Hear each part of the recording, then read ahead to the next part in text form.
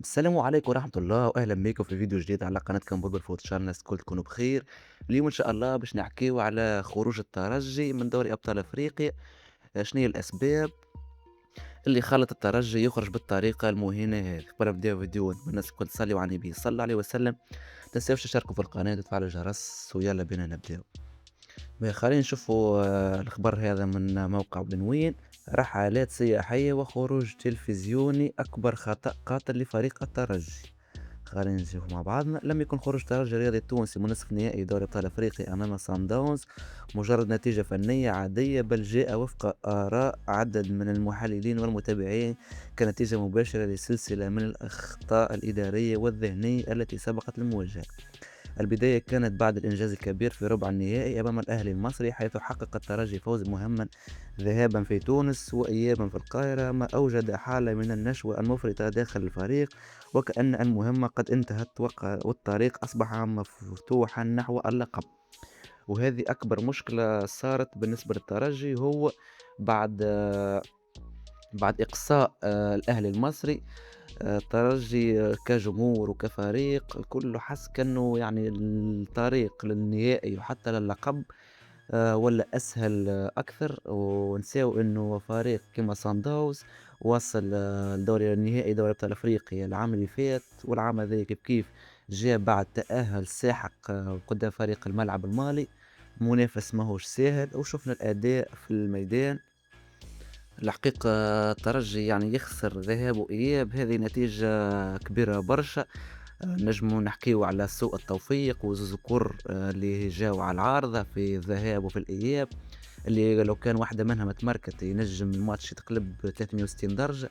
أما كي نجيو نحكيو في الواقع، كي نشوفوا الماتش زوز مباريات فيهم 4 أشواط، نجمو نقولوا الترجي تفوق في شوط واحد أكا هو، وصن داونز تفوق في 3 أشواط الآخرين.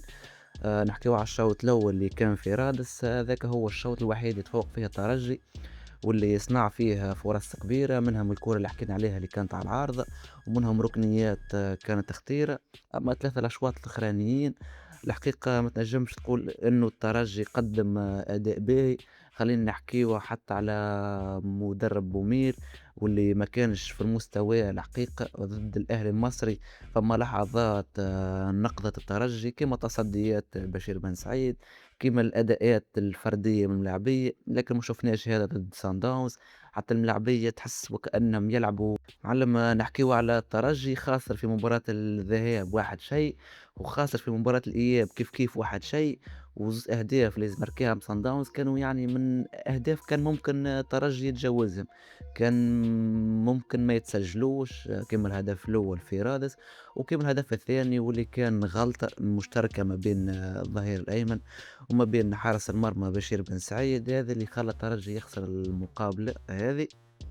والحاجة الأخرى هو إنه الترجي ما عندوش وجه هجومي واضح، يعني ما فماش فكرة هجومية قاعدة تطبق. الفكرة الوحيدة اللي يطبقوا فيها ملاعبي الترجي واللي هي دوما تقطع الكورة، حاول ديريكت تلعب توزيع لدانو، ودانو كان يعني ينجم انه يسيطر على الكرة نتاعو في انتظار زملائه من وسط الملعب والأجنحة يطلعوا باش يمد لهم الباس ويصير فما تفوق عددي، لكن ما صارتش الحكاية هذه، يعني ما فماش حتى هجمة.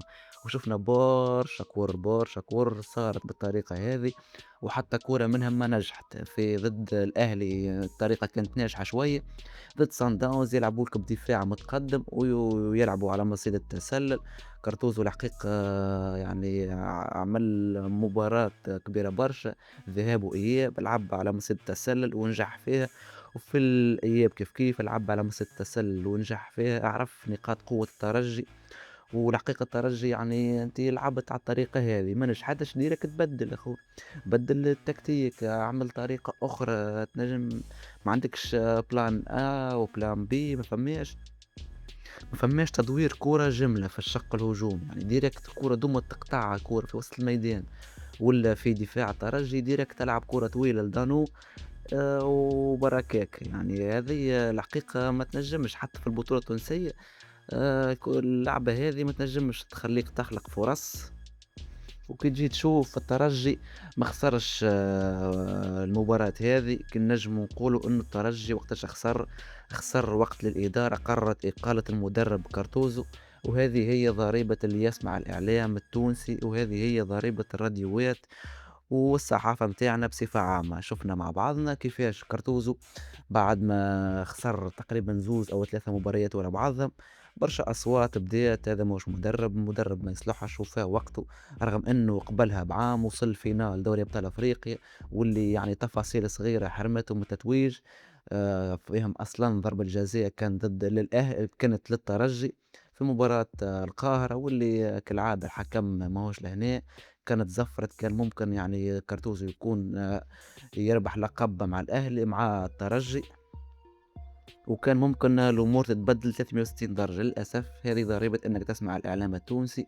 هنا شفنا يعني كارتوزو يأكد ألف في الألف إنه مدرب كبير، مدرب يوصل ثلاثة نهائيات ورا بعضهم، نهائي مع فريق الترجي نفس 2024، ونهائي الثاني مع سان داونز 2025، والنهائي الثالث على حساب الترجي كيف كيف في 2026. مرتين يتفوق على الترجي، يعني يتفوق مع الترجي، يتفوق على سان داونز ذهاب وإياب، ومع سان داونز تفوق على الترجي ذهاب وإياب، مش مرة بل مرتين، الموسم اللي فات والموسم هذا. هذه باش تعرف ضريبة انك تتبع الاعلام التونسي. باخرين تو نسمعوا سمير السليمي في تصريح سابق. وصل للفينال مرة أخرى وما هزوش. اللي قالوا معناها هاو كاردوزو هاو شنو وماهر هز دوبلي.